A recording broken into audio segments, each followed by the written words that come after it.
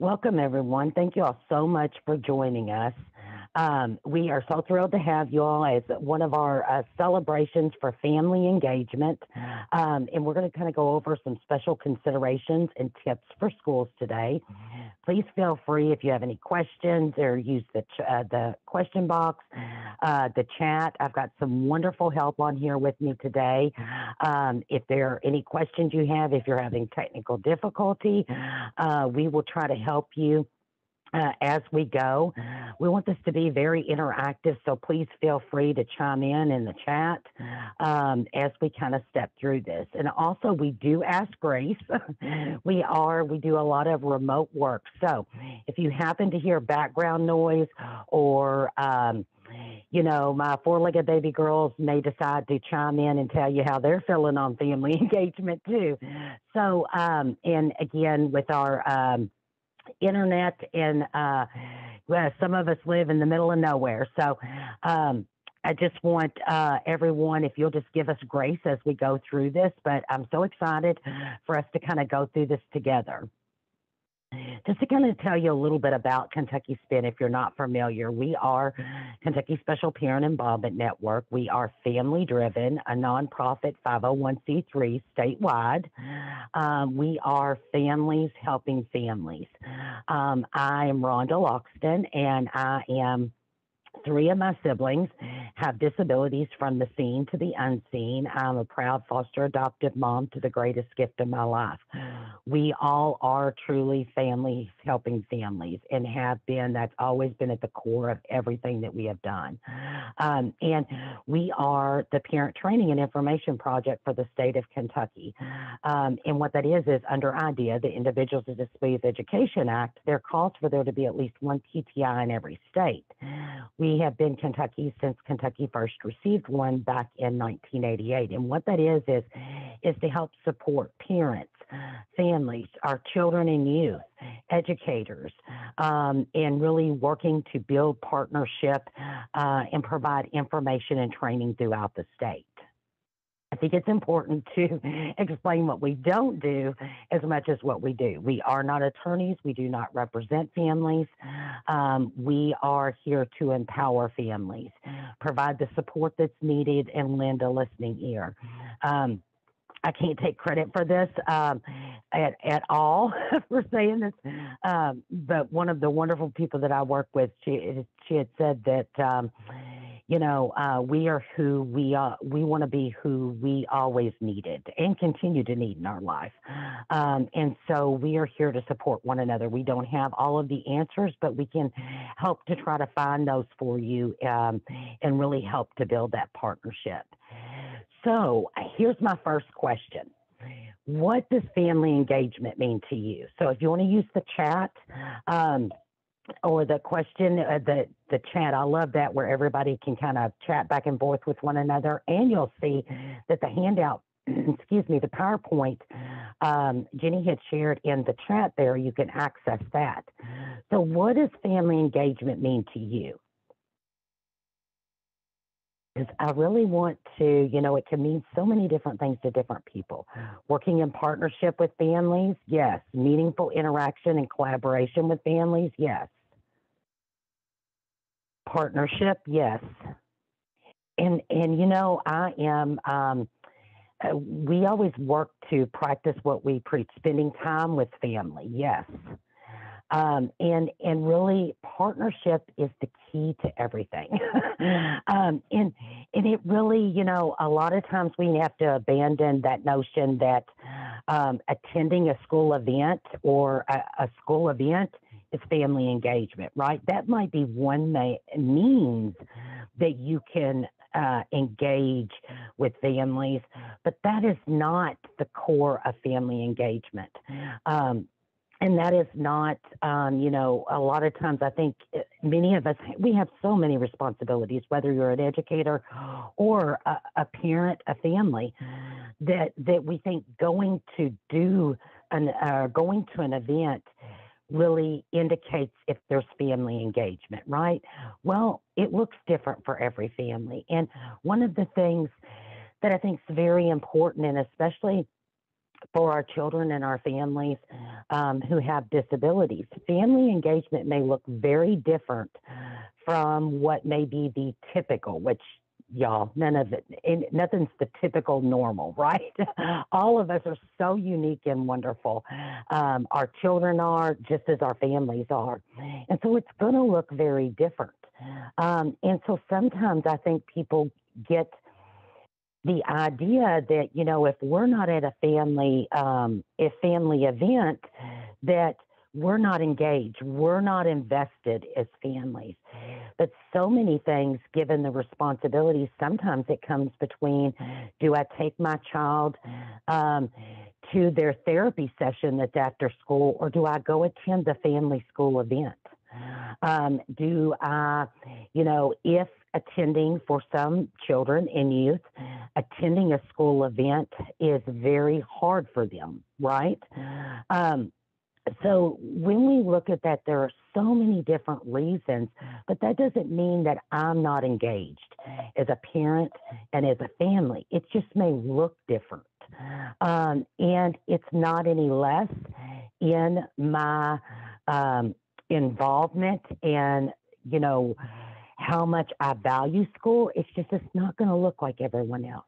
And it includes, the whole family. So you'll notice that I said, I'm a sibling, and I'm a sibling and a mom first. And sometimes I think we only think family engagement if a parent is involved. Well, I have found not only for my family, but many families throughout the state, family engagement includes the whole family. Looking at for siblings of children and youth who have disabilities, siblings play, and yes, I'm biased, but siblings play a critical role. So do grandparents. And I want us to think of this as not just family, what might be blood family, because for many of us, because our lives can be very isolating. For many of us, it may not be our blood family. It was always mom, us kids, and my son, right? So the people who are part of our family aren't blood related. They are technically, I guess the name would be friends, but friend family, right? That is our family. So engaging those people, it's not, are they blood related? It is, are they invested, and are they a critical part of the family and the child's life? And it really always keeping the child as the main focus. Because support systems for many of us do not, just like family engagement looks very different, our support systems as a family look very different than what one might think. And those people that are in our lives that are critical and very important to us. So making sure that we include everybody is really important. And something else, especially for families, and I'll have to tell you, because, I'm one of 5 kids, right?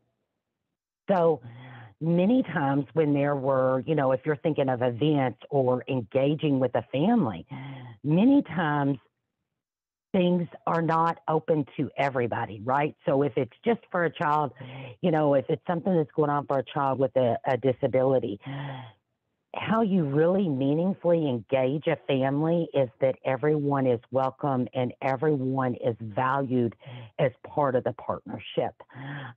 Because even with looking at if there are events or ways that we communicate, being inclusive, not only for our children, but our whole family. When we look at sort of the core of everything, because the relationship is going to be the key for our children to be successful. So I want you all to share with me in the chat, what are characteristics of a great relationship you have? It doesn't have to be if it is a student or a family in your life. It could be in your personal life. It could be in your work life. What is a characteristic of a great relationship you have? Trust. Okay, thank you, Stephanie. I just adore you. Trust, that is so huge to me. That is, Amber, easy, yes. everything is so difficult in life right now, and easy, that is huge support. Yes, those are wonderful. The ability to be honest without offense. Yes, that is so critical, Kelly. And I think really looking at that. So sometimes we tend to want to think of family engagement is this separate thing we have to do, right? It's not. It's part of everything. So you weave it in the relationships that you make. It's not an additional effort that that needs to take place, an additional event that needs to take place. This is what is going to be the difference in making a successful family engagement and building the relationship. Yes, baked in. Yes, baked right in. It's part of it, because I think all of us, regardless of who you are, and if you're like me, you're a problem solver, right? Like, I do best when I feel like I can help and I can solve problems, right? Like, I think there's something that I need to do in addition. But when you look at family engagement and building that relationship, it is a critical, just a part. You approach it just like you would in your personal life with your colleagues at work. It's not that it needs to be any different. And sometimes I think that creates barriers for us because we think that it has to be something different, something additional. And sometimes that could be a barrier that we put in place, purposeful. Yes, Amber, that's critical.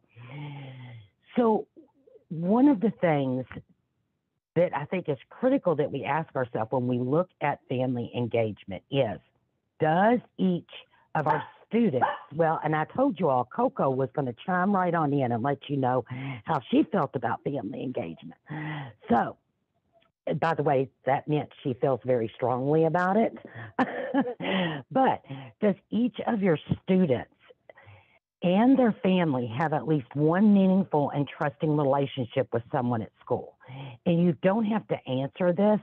You can if you want in the chat, but let this be your guiding question that's always in the forefront of your mind when you're thinking about stuff and when you're working with people, when you're building those partnerships. And here's the thing.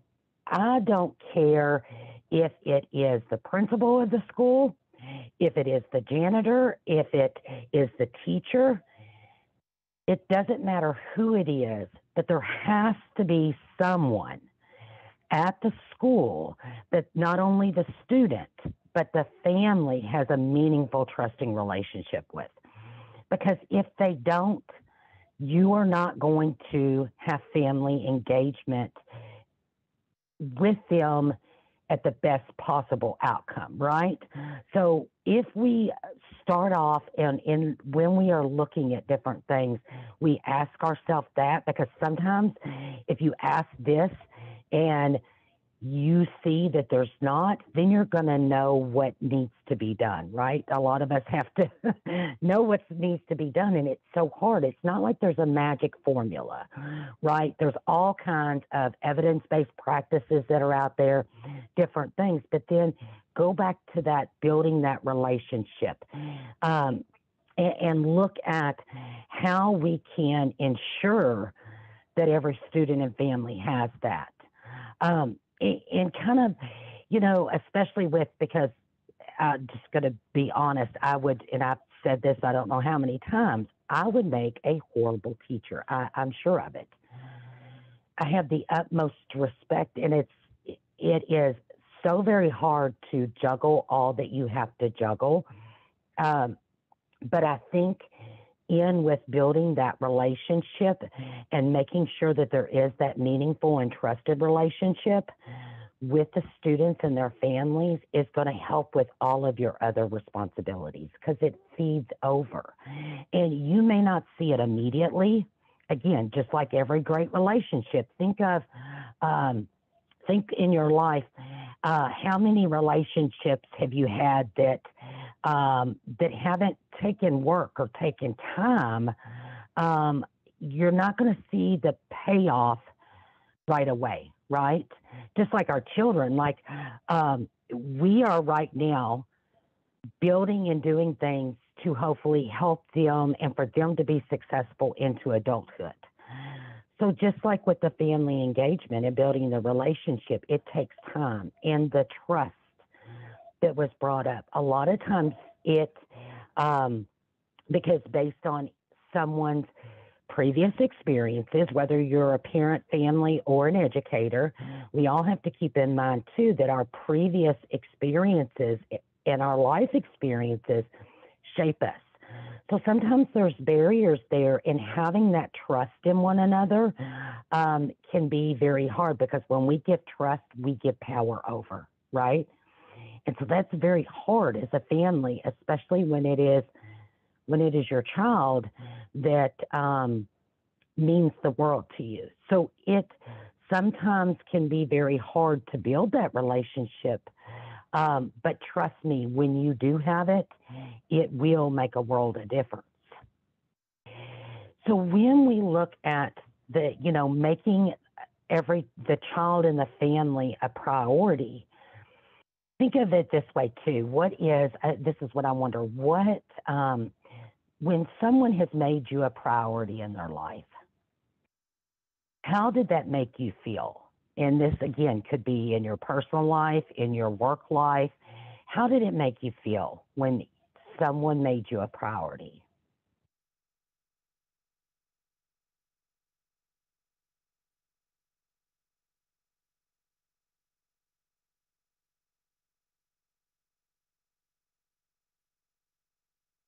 Loved, yes.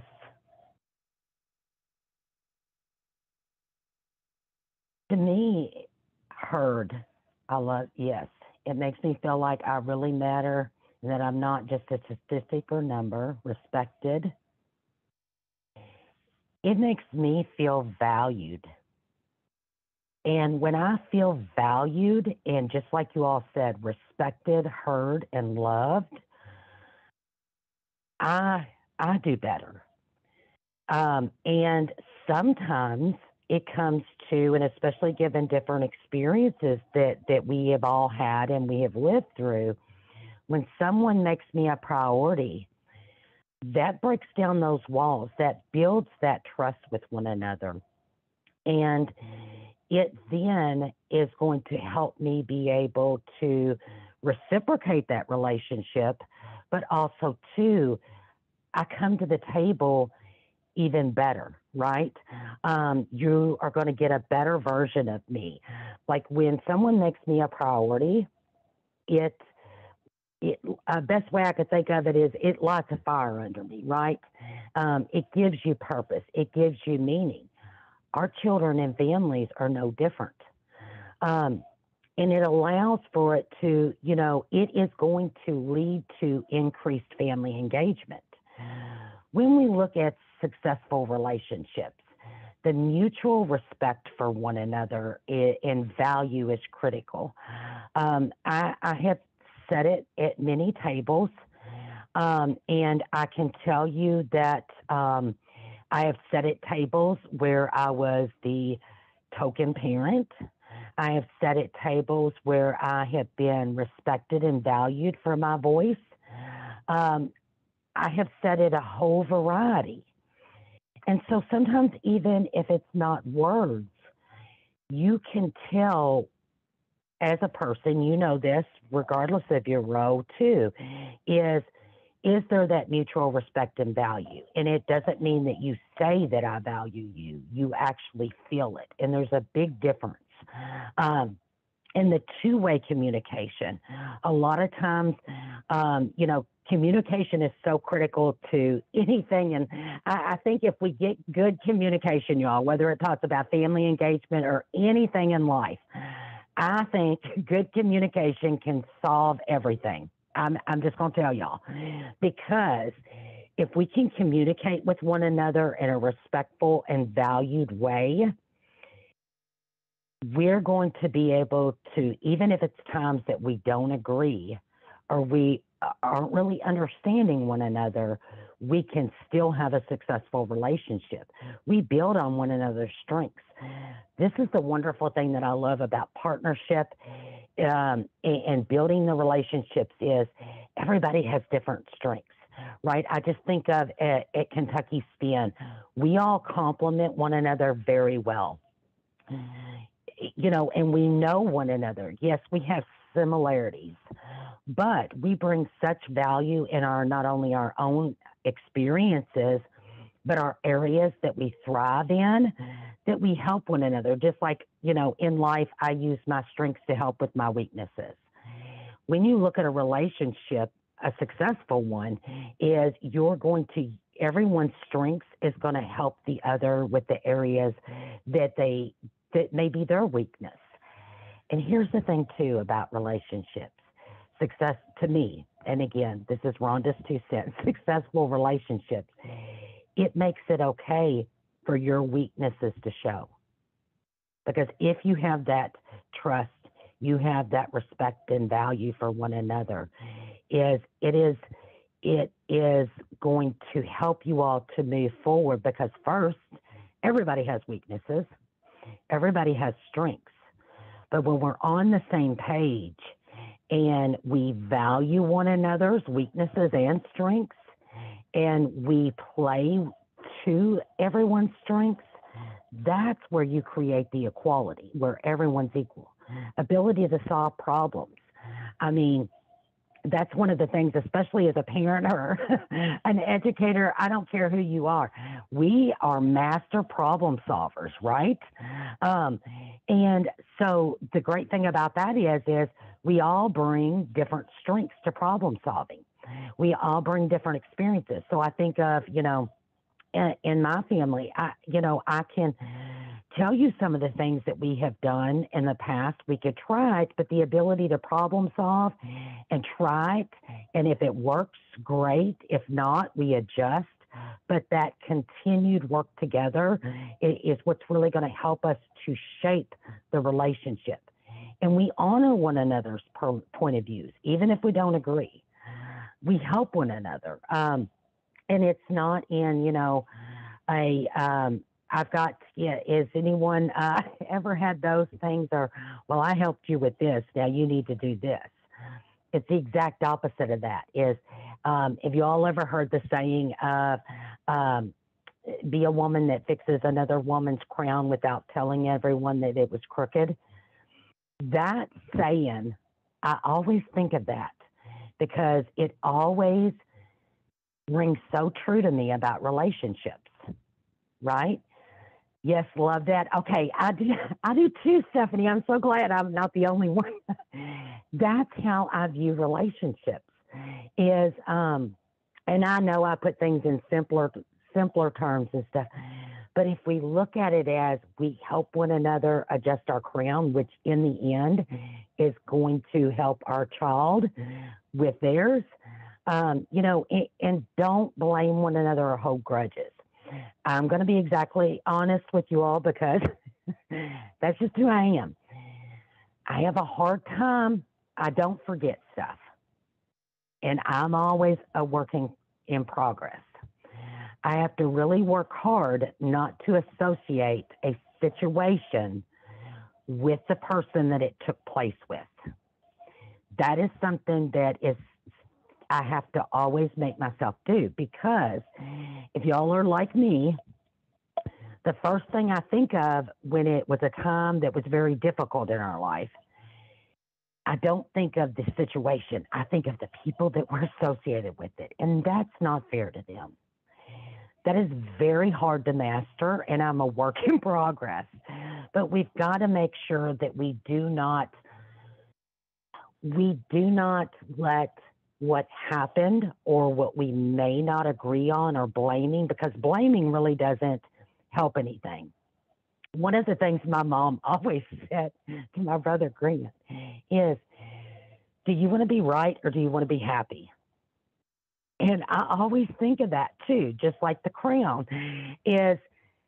So sometimes in relationships, we think we have to be right, or we have to identify where the wrong was, right? And sometimes, and we have those grudges. We're not intentionally doing this, but it's going to shape your relationship if you think of it, okay, how do we move forward? Now, there's going to be people, there's going to be families, there's going to be educators, and people in your life that may not be your favorite people, right? Or may not be the people that you have that very close, trusted relationship with. But the key within that is don't let, there are people that our personalities just don't mix. But when we're building these relationships, it's important to not let that hinder it. And sometimes that can be very hard. And sometimes because I'm an overthinker, I'm OCD. It could be my best and my worst quality. I can drive myself crazy. I'm just telling you. The thing is I think through everything so much that sometimes I have to stop myself and just let it be so that I'm not affecting the relationships that I'm in right now. Again, that's something that we have to constantly work on, and really look at, because a lot of times we as people want to we can point out on everyone else things, right? Sometimes we don't necessarily see them in ourselves. So sometimes doing that work with ourselves is going to help in any relationship that you have. And again, I'll tell you, I'm a constant work in progress. But when we look at sort of, building that relationship is reaching out to one another, not just when there's a problem, because when there's a problem is not the right time to build that relationship, because it's, from my experience, if you're not in agreement, everybody's kind of heated, that is not going to be the time you are going to be able at all to build that trusting, valued relationship, right? Because we're human. Reach out at other times. We work with families all the time and with professionals on reach out without a reason. And this is hard. We have so much stuff that we have to do, and reach out when there's good. Does anyone else, when is the last time, and you all honestly tell me, or if you want to share, when is, whether it has to do with your personal life or work, when is the last time that someone reached out and told you something positive about yourself, or it could be working with you, or purposely reached out to tell you that? How long ago would you just sort of guesstimate?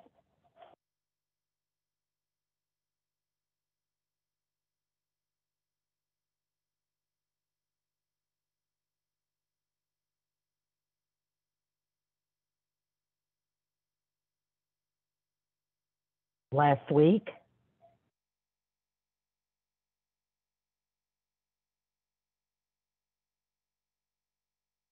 Yesterday?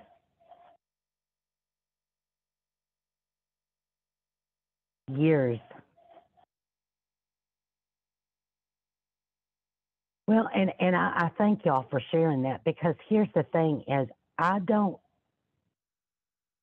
know when the last time, if it wasn't associated with something else, just something positive about myself, the last time. But then I also think too, when's the last time that I did? Because I'm really bad about, I stay to myself, and if it's not about work or taking care of my family, I don't purposely reach out to no one. I'm a horrible example here, y'all. I'm giving you the worst possible example. I don't reach out for the purpose. There's always a purpose for it, right? Like it's work I have to handle, or it's things I have to take care of. I'm not fostering any type of relationship, whether it be work or personal, at all. Seems no one reaches out just to say something positive. People have said nice things, but it is usually because they are reaching out for something else, right?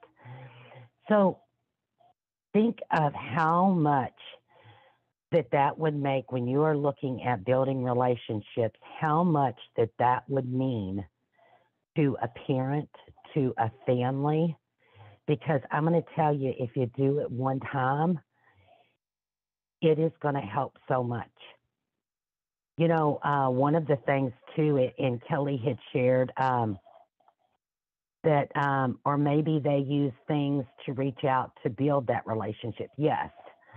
And is reach out, start reaching out, like maybe something we could all do and make a promise with one another is that we do that we take that initiative, because I think it's going to help us across the board. One of the things too, and Kelly had shared on another one of our trainings, is a thank you note that she received several years back to the office, because it is so rare for people to write thank you notes anymore. So she still keeps that, and it's on her board. Someone who had wrote her a thank you note, I think Kelly, it was for helping them individually, or it was at a train, I can't remember, but it meant so much to her. The same goes. It is, if you are an educator or a family, saying those things. Tell some great things that we don't always want families to hear, oh, well, he misbehaved today.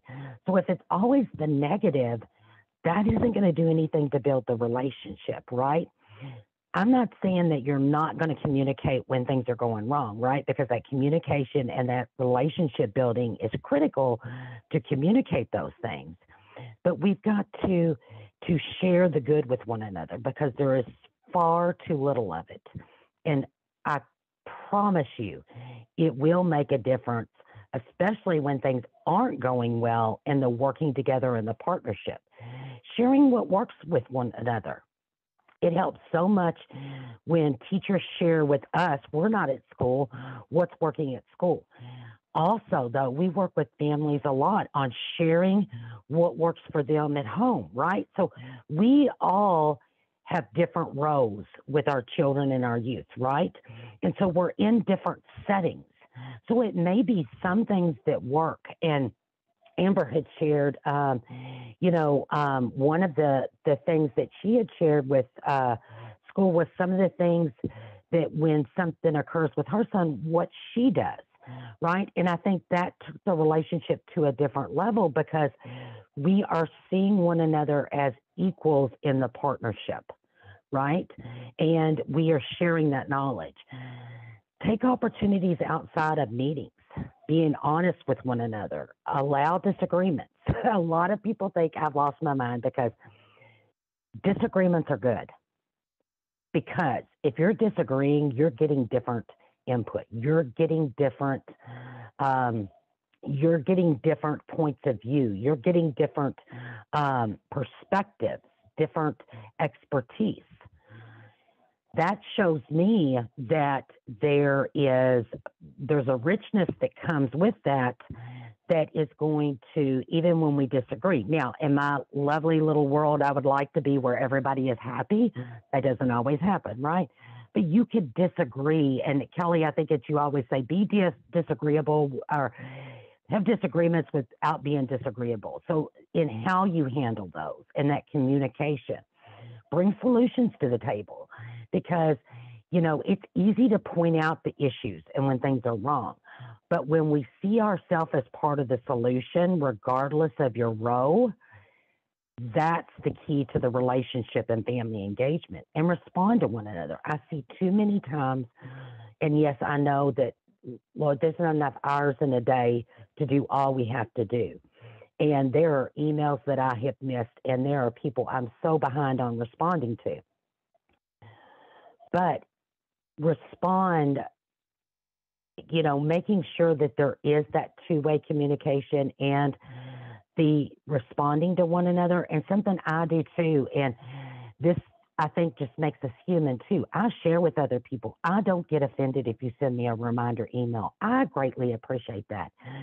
So I'm trusting, I've got to where I share with people that, and I think it really helps in the building the relationship, because I'm like, if I have missed it, please resend it to me. Please reach out. It's not because I don't think that you're important, or that what you want to talk about is unimportant. Have that, that's part of that strong relationship, is that we are valuing one another as equals. And, it's not that you're calling me on it, it's you're helping me with all that I have to do too. So that's where some vulnerability and some trust comes into play too. Sometimes I think we have to be, as parents or as educators, so perfect that we can't show our weaknesses or the areas we need help. But I tell you, the more we can see one another as individuals, the better it's going to help. One of the things that, when we build that relationship, getting to know one another, build the relationship, not acquaintances. A lot of times, and I'm the main one that's at fault. So here's another, I'm going to give you a perfect example. I have many acquaintances and relationships. I'm not good at, I'm good, I think, at loving other people, but I'm not good at receiving it back, right? And I think many times as families, we have had to take that strong role of we handle it all, that sometimes it's not going to be very easy to build that relationship with families, because they have to depend on them. Because, and I hope this makes sense, but I think that plays a critical role in sometimes where there can be some barriers in building the relationship, because it's not that we don't care about you, or that we don't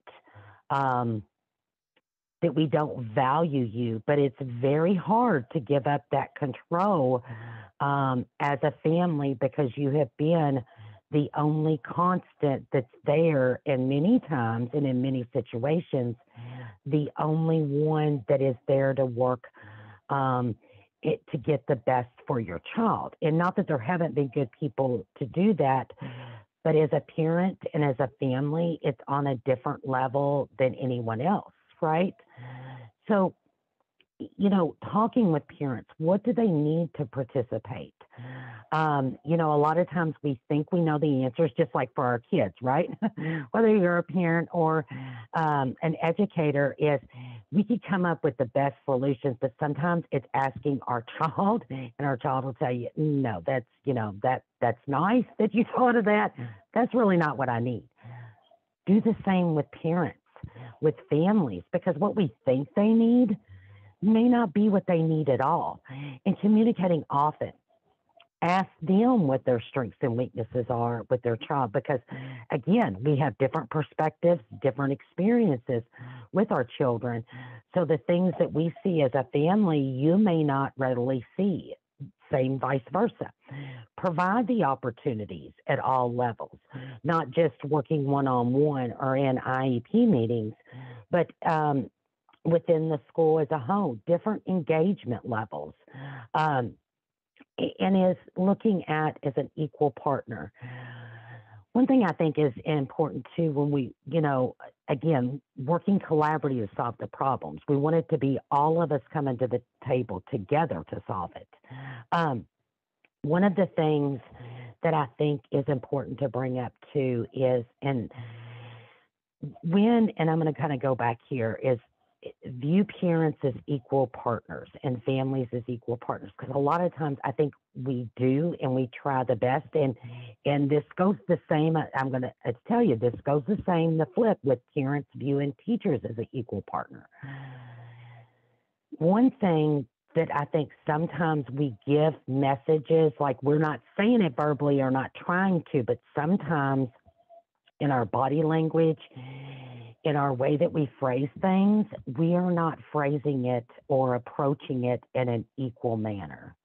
I'll give you the perfect example. And when I say this is not to offend anyone who does this, but, when you think back and when you're in a meeting with a parent, right, can you tell me, do you call the parent by their name, or do you call them mom? Do you call them dad?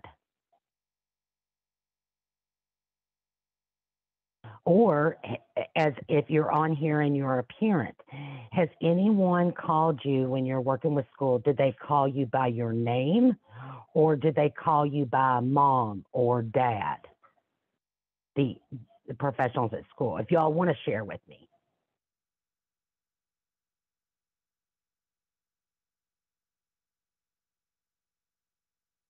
Depends on the relationship. I've done both and had both done to me. Yes. And all of us, we share. Well, the reason I bring this up, and again, I told you all I overanalyze everything. In an equal relationship, we don't, when a parent comes to a meeting, we don't call you teacher. We don't call you principal. So right there in just how we refer to one another, we're setting the stage where it's not necessarily equal. And not trying to, because I think many times when someone says mom, they really are meaning it as adding value, right? Because I am the mom, they are valuing me. But just in the little approaches that we take, again, remember when we talked about make someone a priority, make them feel special, is that if you take the time and we look at those little things, I know it may sound so silly to point out something like that, but it does make a difference. Another thing that I think is huge in building the relationship is understanding the difference between empathy and pity. Because the last thing that a family wants, or an educator, I think, wants, is not pity for everything that we're handling, we're going through. But I think sometimes we can, not intentionally, but we confuse the two. That plays a huge role in families feeling as equal partners or teachers as equal partners, because I'm going to tell you, as families, we could do that too.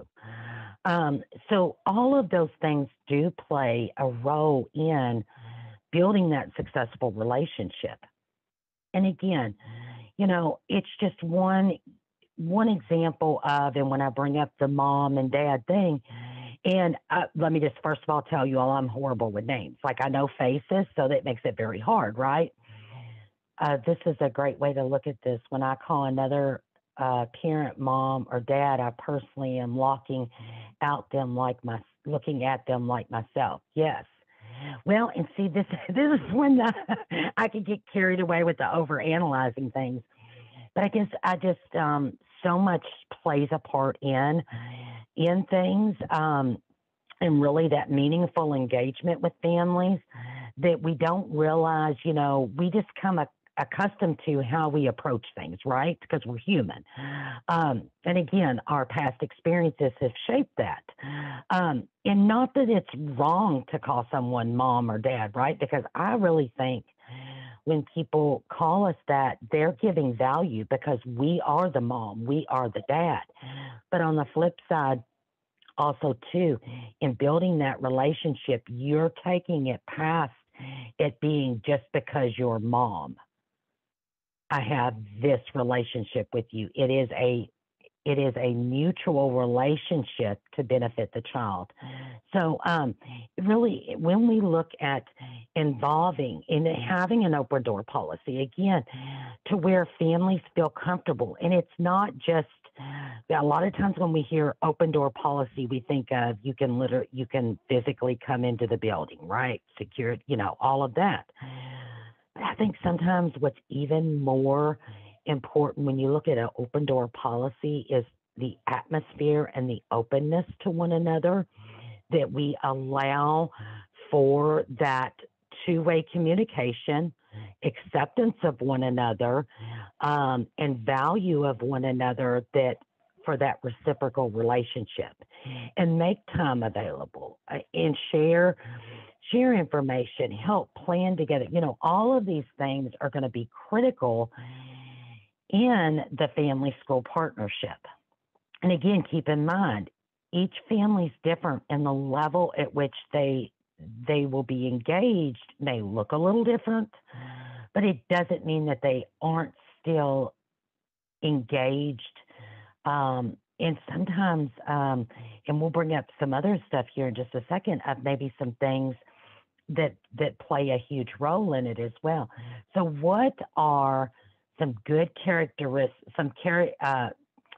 If I could speak, what are some characteristics of good family school partnership to you?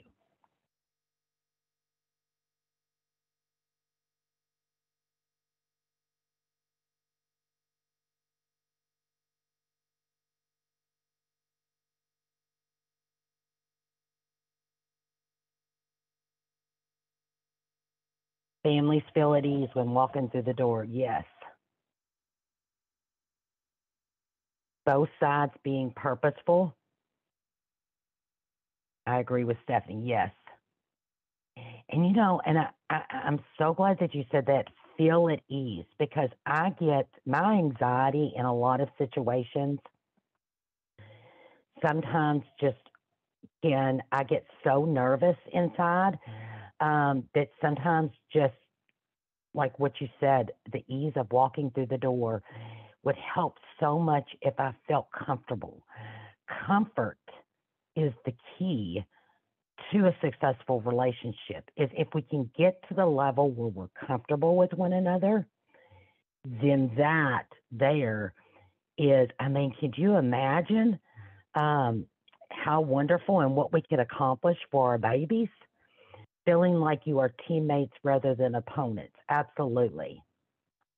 Well, and some of the things as we go through our knowledge, growing our knowledge, and sharing with one another, parent friendly language, community, they are experts with their child. Yes.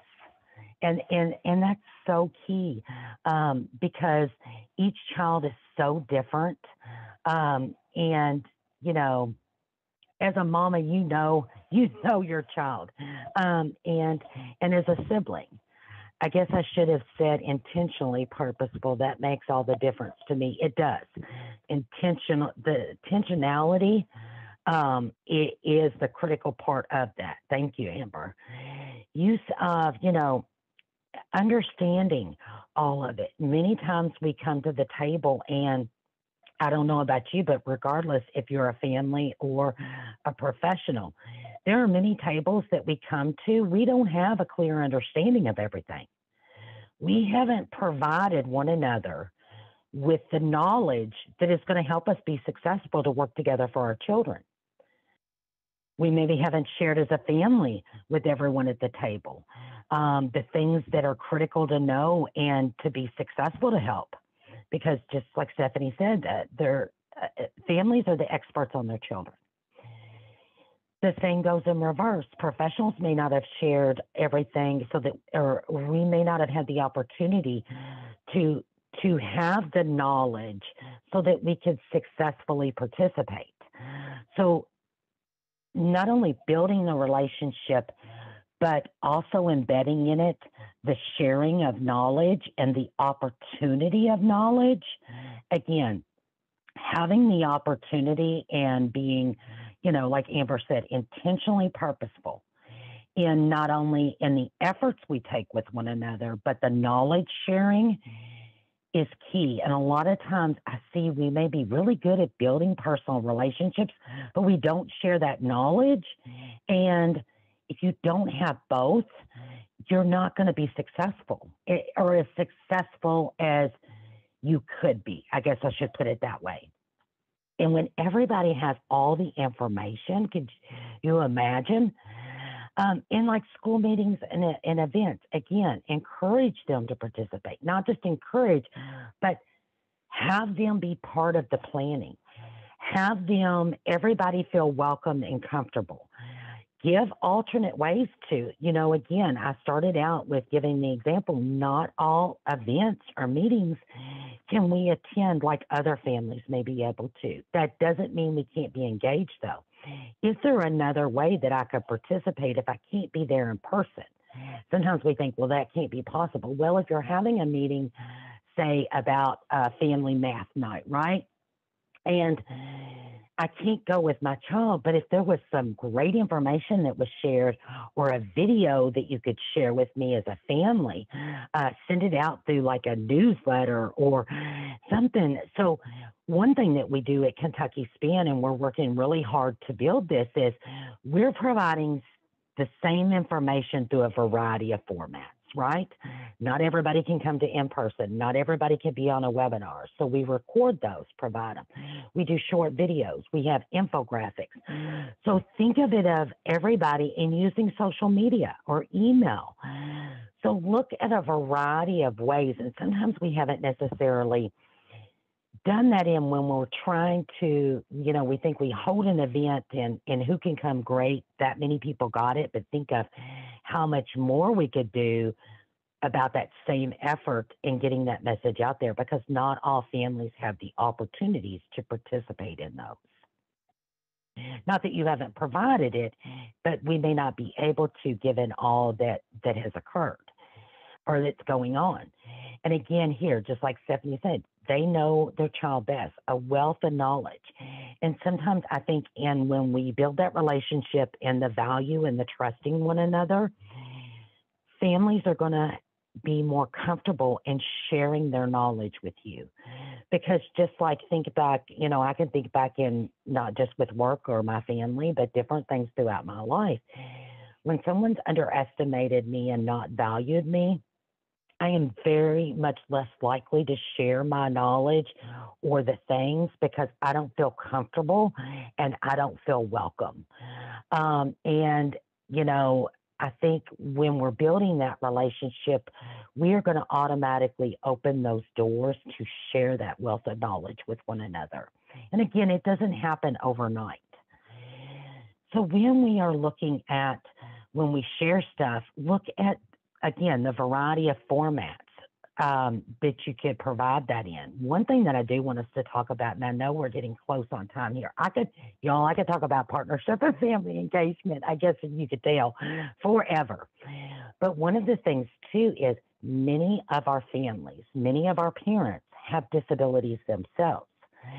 So if they disclose if they have a disability, what accommodations do they need to fully participate? Many times, just like our children need accommodations, and under the Americans with Disabilities Act and Section 504 of rehabilitation, those things cover parents as well, and with family engagement. So sometimes, and something that might be really good is to ask all your families, like if you're having them fill out a survey, do you need accommodations?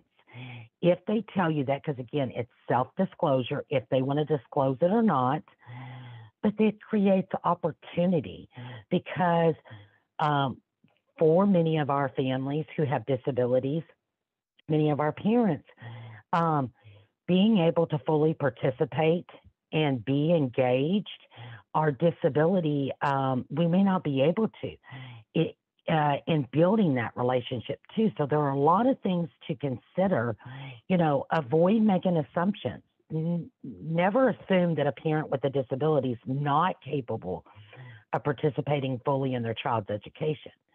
Just like our children, we don't assume that about our children, regardless of their disability.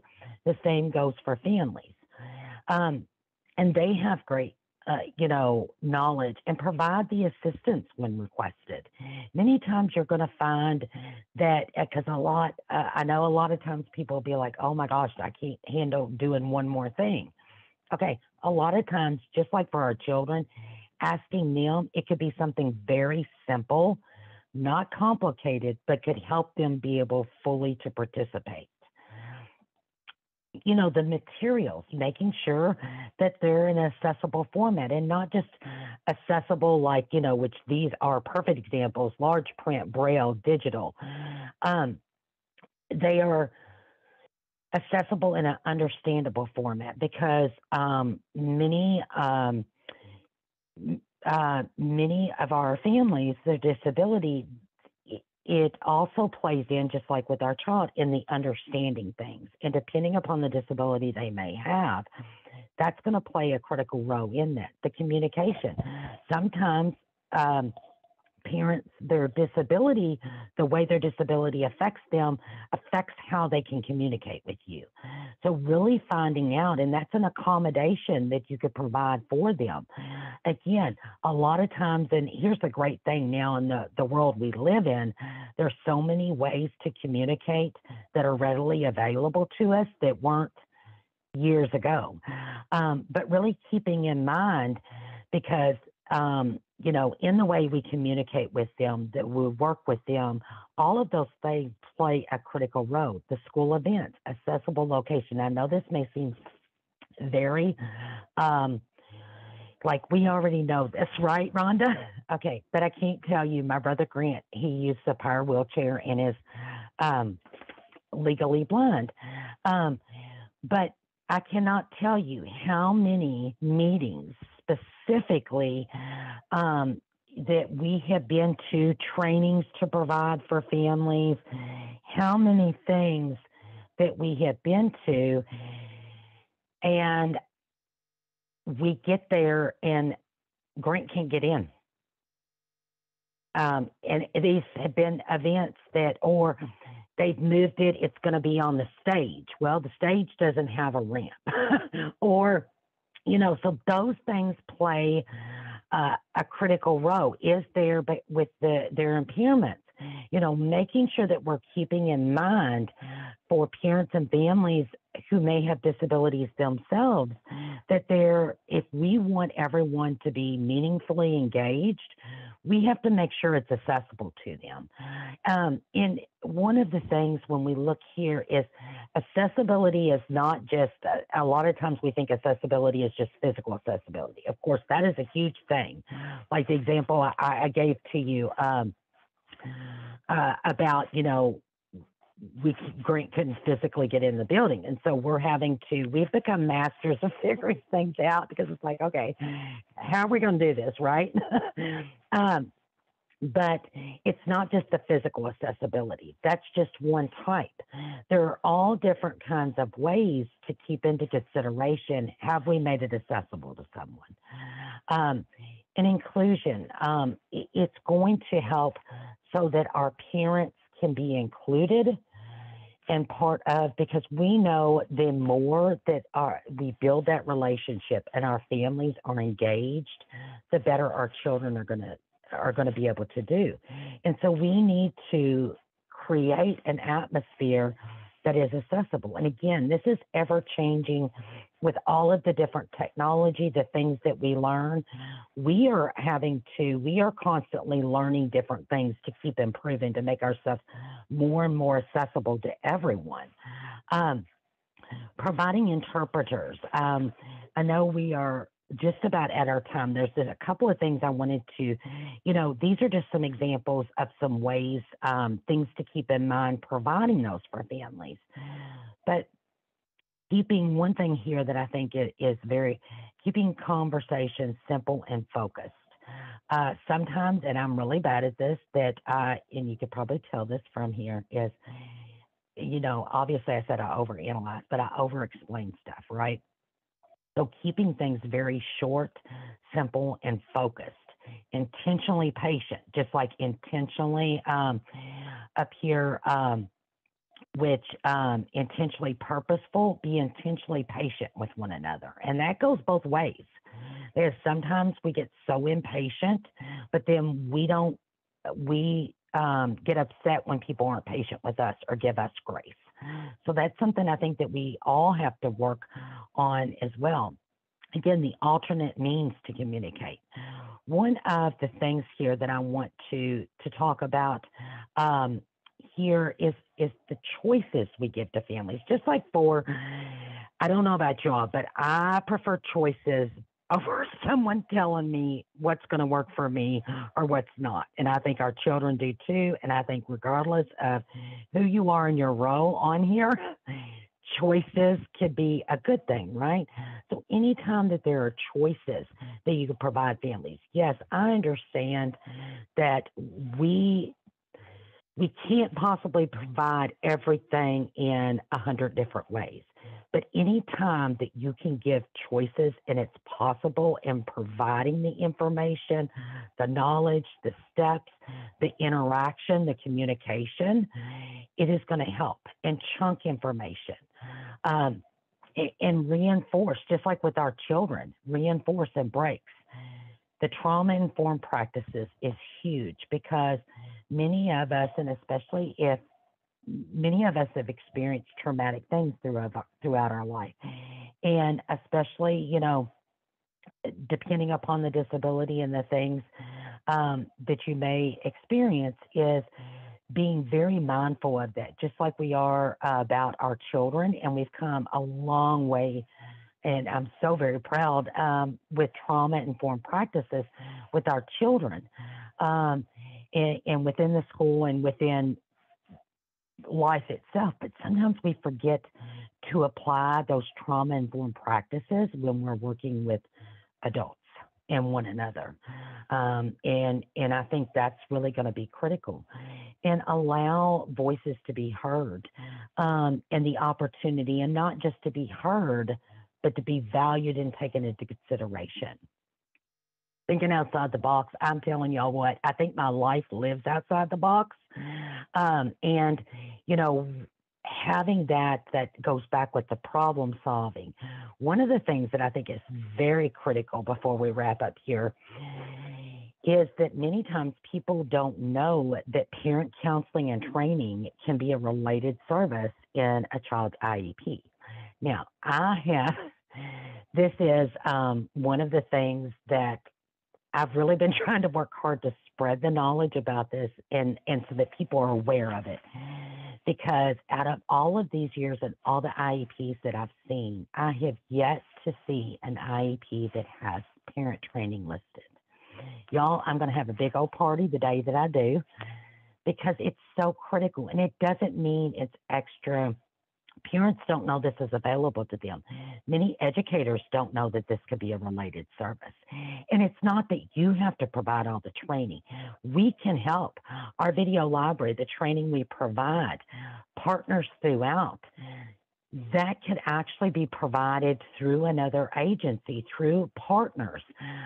It could be videos, information, infographics. It could be things that will help a family.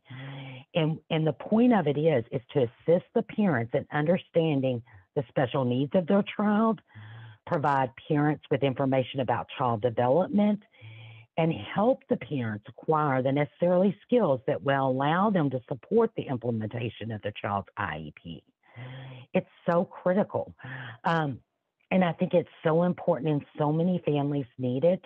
And keeping into consideration, too, a parent who may have a disability themselves, this may be a critical thing that they need to be able to meaningfully participate in their child's IEP and their child's education.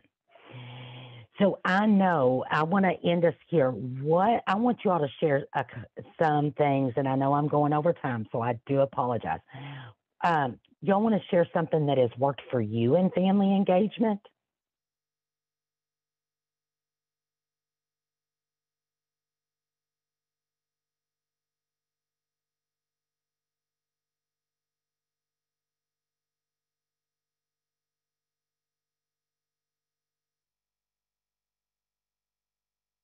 While y'all are maybe Rhonda, typing there.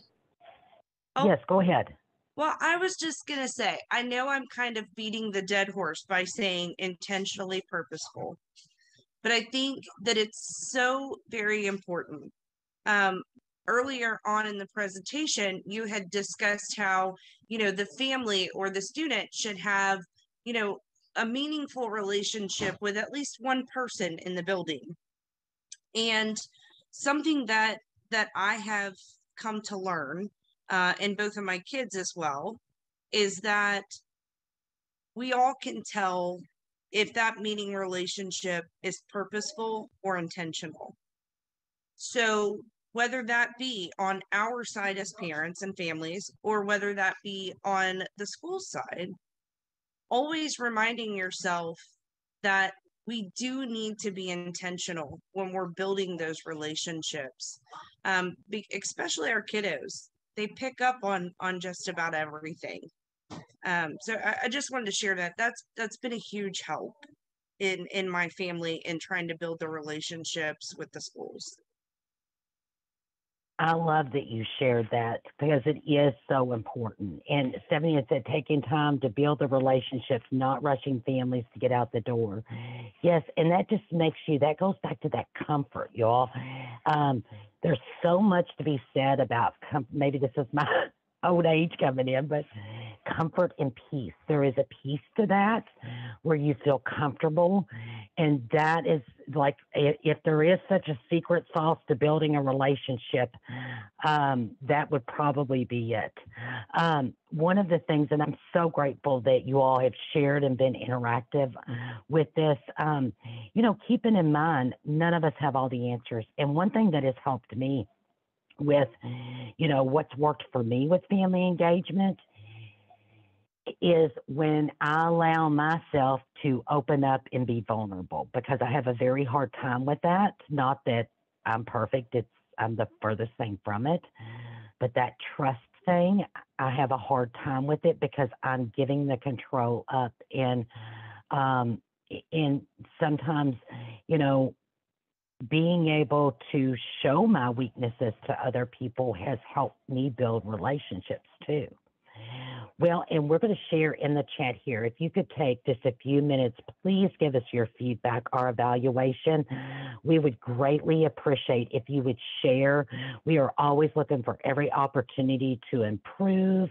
If there's anything that you think would be beneficial, one thing we just released the end of last week, our infographic that has some of the stuff that we have shared here, that you can click on the handout, our family engagement tips for school.